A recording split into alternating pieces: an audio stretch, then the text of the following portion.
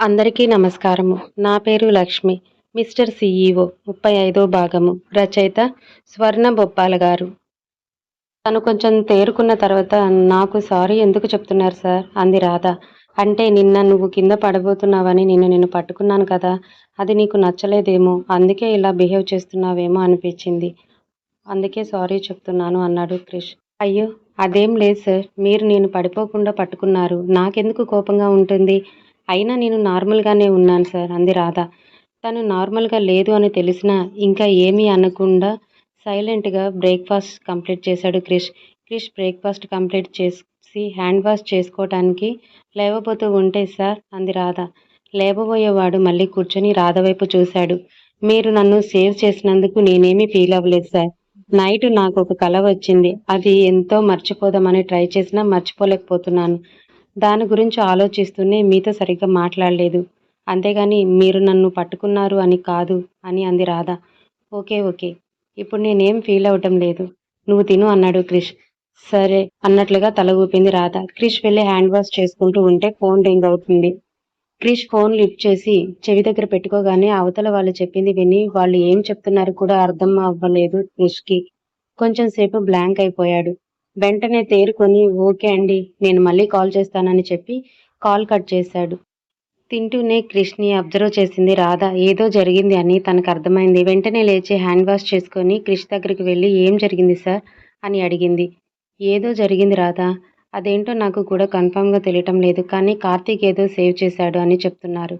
ఏంటో కార్తీక్ కాల్ చేసి కనుక్కుంటానని వెంటనే కార్తీక్కి కాల్ చేశాడు క్రిష్. కార్తీక్ కాల్ లిఫ్ట్ చేయగానే ఏం జరిగిందిరా అన్నాడు క్రిష్. ఎక్కడా అన్నాడు కార్తీక్. నువ్వు చెప్పకపోతే నాకేం తెలియదు అనుకుంటున్నావా? ఏం జరిగిందో సరిగ్గా చెప్పు, టెన్షన్ పెట్టకుండా అన్నాడు క్రిష్. నేను చూసుకుంటాను కదా, నువ్వు రిలాక్స్గా ఉండు అన్నాడు కార్తీక్. ఇప్పుడు నువ్వు చెప్తున్నావా లేదా అన్నాడు క్రిష్. ఒక 10 మినిట్స్ టైం ఇవ్వు, చెప్తాను, కొంచెం బిజీగా ఉన్నాను. ఫ్రీ అయ్యాక కాల్ చేసి మాట్లాడతాను. నువ్వు ఏమీ కంగారు పడకు, ప్రాబ్లం సాల్వ్ అయింది, ఎవరు చేశారు కూడా తెలిసింది. ప్రూఫ్స్ కోసం వెయిట్ చేస్తున్నాను. కరెక్ట్ ప్రూఫ్స్ నా చేతిలోకి రాగానే వాళ్ళకి ఉంటుంది నా చేతిలో అనుకున్నాడు కార్తీక్. కోపంగా కాల్ కట్ చేసి ఆలోచిస్తూ ఉన్నాడు క్రిష్. ఏం జరిగి ఉంటుంది అని కార్తీక్తో మాట్లాడిన తర్వాత ఏం జరిగింది సార్ అని అడిగింది రాధ. తెలీదు రాధ, 10 మినిట్స్లో కార్తీక్ కాల్ చేస్తానన్నాడు. అప్పుడు అన్నీ చెప్తాను అన్నాడు. అదే ఆలోచిస్తున్నాను ఏం జరిగి ఉంటుంది అని అన్నాడు క్రిష్. రాధ కూడా ఆలోచించడం స్టార్ట్ చేసింది. సార్ ఇప్పుడు ఆఫీస్కి వెళ్ళటం లేదు కదా, బాధలో ఉన్నారు కాబట్టి తన శత్రువులు ఎవరైనా ఏదైనా ప్రాబ్లం క్రియేట్ చేశారేమో అని ఆలోచిస్తూ ఉంది తను. అలా ఆలోచిస్తూ ఉండగానే క్రిష్ ఫోన్ రింగ్ అయ్యింది. ఏం జరిగింది చెప్పరా అన్నాడు క్రిష్. ఏం జరిగిందో తెలుసుకోవాలని రాధకి కూడా ఆతృతగా ఉంది. రాధను చూసిన క్రిష్కి అది అర్థమైంది. ఫోన్ స్పీకర్ ఆన్ చేశాడు. నిన్న శివాని బైక్ రేస్కి వెళ్ళి తిరిగి ఇంటికి వెళ్ళేటప్పుడు మెయిన్ రోడ్డు నుండి వెళ్తే చాలా లాంగ్ అవుతుంది, ఫాస్ట్గా ఇంటికి వెళ్ళాలి లేదంటే మమ్మీ తిడుతుంది అనుకొని షార్ట్ కట్లో వెళ్తుందంట. తను అలా వెళ్తూ ఉంటే ఒక బిల్డింగ్ కన్స్ట్రక్షన్ జరుగుతున్న దగ్గర కొంతమంది ఆ బిల్డింగ్లో నుండి సిమెంట్ బ్యాగ్స్ ఇంకా స్టీల్ అవి బయటికి తీసుకొని వస్తూ ఉన్నారంట. ఇంకొంతమంది అప్పటికే అక్కడికి వచ్చిన వెహికల్లో నుండి సిమెంట్ బ్యాగ్స్ ఇంకా స్టీల్ మిగతావి తీసుకొని లోపలికి వెళ్తున్నారంట. ఫాస్ట్గా వెళ్తున్న శివానికి అక్కడ ఏదో జరుగుతుందని అనిపించి బైక్స్లో చేసి వాళ్ళకి కనిపించకుండా అబ్జర్వ్ చేస్తూ ఉందంట.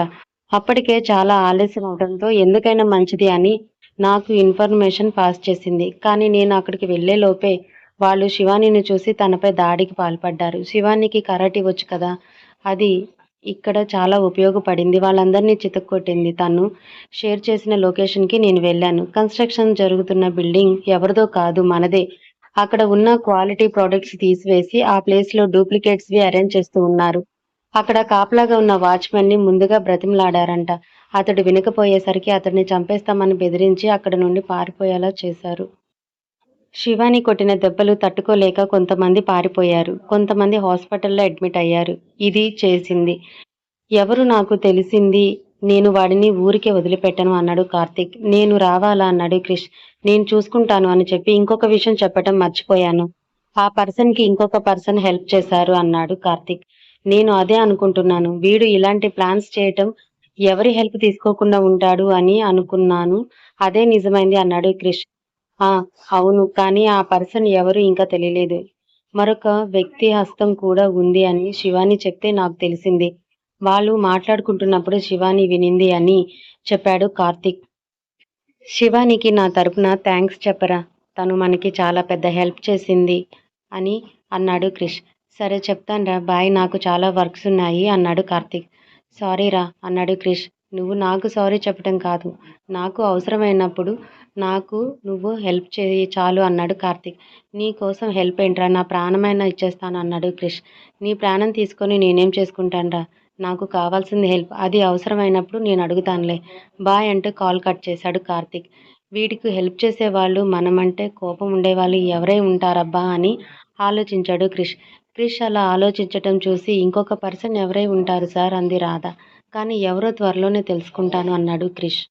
వీళ్ళు ఇలా మాట్లాడుకుంటుండగానే లిప్సిక ఇంట్లోకి వచ్చింది. లిప్సిక రావటం అసలు ఇష్టం లేకపోయినా ఇంకా ఇంట్లోకి వచ్చినప్పుడు ఏమీ అనకూడదు అనుకొని, రా లిప్సిక కూర్చో అన్నాడు క్రిష్.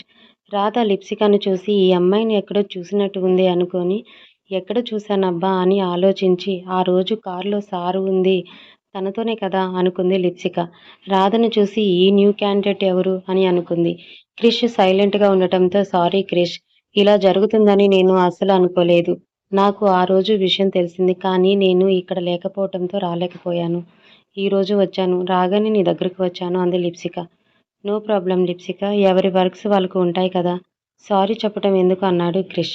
రాధకి క్రిష్ ముఖం చూస్తే లిప్సిక అంటే అసలు ఇష్టం లేదు అని అర్థమైంది. లిప్సిక అక్కడ ఉండటం కూడా క్రిష్కి ఇష్టం లేదని రాధకు అర్థమైంది.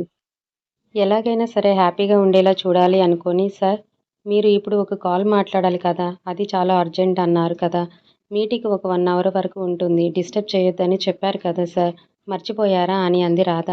ఏం అర్థం కానట్లుగా చూశాడు కృష్ణ. వెంటనే తనకి ఏదో అర్థమైనట్లుగా ఫేస్ పైకి స్మైల్ వచ్చి చేరింది. వెంటనే అవును రాధ, బాగా గుర్తు చేశావు, నేను మీటింగ్ అటెండ్ అవ్వాలి, ఆఫీస్కి వెళ్ళటం లేదు కదా, అర్జెంట్ మీటింగ్ అంటే చాలా రిక్వెస్ట్ చేస్తే ఒప్పుకున్నాను, సారీ, నువ్వు చెప్పకపోతే మిస్ అయిపోయేవాణ్ణి అంటూ లేచి నిలబడి, సారీ లిప్సిక, నాకు ఒక అర్జెంట్ మీటింగ్ ఉంది, నేను అటెండ్ చేయాలి, నేను నా రూమ్లోకి వెళ్తున్నాను అన్నాడు క్రిష్. నువ్వు అంత బాధలో ఉండి కూడా ఇప్పుడు మీటింగ్స్ అవసరమా అంది లిప్సిక. మనం బాధలో ఉన్నామని పెళ్లి అయి ఉన్న వాళ్ళని కూడా బాధ పెట్టడం కరెక్ట్ కాదు కదా, ఈ మీటింగ్ నాకు చాలా అవసరం, అయితే నా ఎంప్లాయీస్ అందరికీ హ్యాపీగా ఉంటారు, వాళ్ళ హ్యాపీనెస్ కోసం నేను ఏదైనా చేస్తాను అన్నాడు క్రిష్. సరే క్రిష్, నేను రేపు వస్తానులే అని లేచి అక్కడి నుండి వెళ్ళిపోయింది లిప్సిక. లిప్సిక వెళ్ళిపోయింది కన్ఫర్మ్ చేసుకున్న తర్వాత, థ్యాంక్ యూ రాధా, నాకు హెల్ప్ చేశావు అన్నాడు క్రిష్. అయ్యో అందులో నేను పెద్ద చేసిన పని ఏముంది సార్, థ్యాంక్స్ ఏం వద్దు అంది రాధ. అవును, నాకు తనతో మాట్లాడటం ఇష్టం లేదని నీకెలా తెలిసింది అన్నాడు క్రిష్. మీ ఫేస్ చూస్తే ఏదో తెలిసింది సార్, మీకు అసలు ఇంట్రెస్ట్ లేదని, అందుకే అలా అన్నాను అని, కానీ కొంచెం భయం కూడా వేసింది, మీకు కోపం వస్తుందేమో, తను మీకోసం వస్తే నేను ఇలా అన్నాను అని. రాధ కోపం కాదు, నిజంగానే నువ్వు నన్ను సేవ్ చేశావు, థ్యాంక్స్ అని చెప్పి, ఒక్క నిమిషం రాధా, నేను కాల్ చేసుకోవాలి అని చెప్పి ఫోన్ తీసి ఒక పర్సన్కి కాల్ చేసి, మానస్ నెంబర్ చెప్పి, ఈ నెంబర్కి కాల్ లిస్ట్ కావాలి నాకు అని అడిగాడు క్రిష్. ఓకే సార్, 1 అవర్లో నేను మీకు సెండ్ చేస్తాను అని చెప్పాడు ఆ పర్సన్. క్రిష్, కార్తీక్ కాల్ చేసి, రే విజయేంద్ర గారిని కూడా ఫంక్షన్కి పిలవాలిరా అన్నాడు క్రిష్. నేను చెప్పాలా లేదా నువ్వే మాట్లాడతావా అన్నాడు కార్తీక్. నేనే చెప్తాను అన్నాడు క్రిష్. సరేరా నీ ఇష్టం అన్నాడు కార్తీక్. ఓకే అని చెప్పి కాల్ కట్ చేశాడు క్రిష్. కార్తీక్తో మాట్లాడింది విన్న తర్వాత రాధకి టెన్షన్ వచ్చింది. రాధ కంగారుగా ఉండటం చూసి, ఏమైంది రాధ, ఎందుకంత కంగారు పడుతున్నావు అన్నాడు క్రిష్. ఏమీ లేదు సార్, నేను నార్మల్గానే ఉన్నాను అంది రాధ. వేరే కాల్ రావడంతో కాల్ లిఫ్ట్ చేసి మాట్లాడుతూ రాధ విషయం మర్చిపోయాడు క్రిష్. అలా గంట గడిచిపోయింది. అతడు కాల్ చేసి, కాల్ లిస్ట్ మీ మెయిల్కి మెయిల్ చేశాను సార్, చెక్ చేసుకోండి అని చెప్పాడు. ఓకే థ్యాంక్ యూ అని చెప్పి కాల్ కట్ చేశాడు క్రిష్. మెయిల్ ఓపెన్ చేసి నంబర్స్ అండ్ చెక్ చేస్తూ, అది ఏ టైంలో జరిగింది ఇన్సిడెంట్, ఆ టైంలో ఎవరితో కాల్ మాట్లాడాడో చూద్దామని చెక్ చేశాడు క్రిష్. ఒకటి వర్క్ చూసి, ఈ నెంబర్ అయి ఉంటుంది, ఈ మధ్య మధ్య చాలాసార్లు ఈ పర్సన్తో మాట్లాడుతూ, ఎవరు వాళ్ళు అని ఆలోచించాడు క్రిష్. క్రిష్ అలా ఆలోచించడం చూసి, ఏం జరిగింది సార్, ఆ పర్సన్ ఎవరో తెలిసిందా అని అడిగింది రాధ. నెంబర్ అయితే చూశాను, కానీ ఆ పర్సన్ ఎవరు కనుక్కోవాలి అన్నాడు క్రిష్. ఒకసారి నాకు ఆ నంబర్ చూపించండి అంది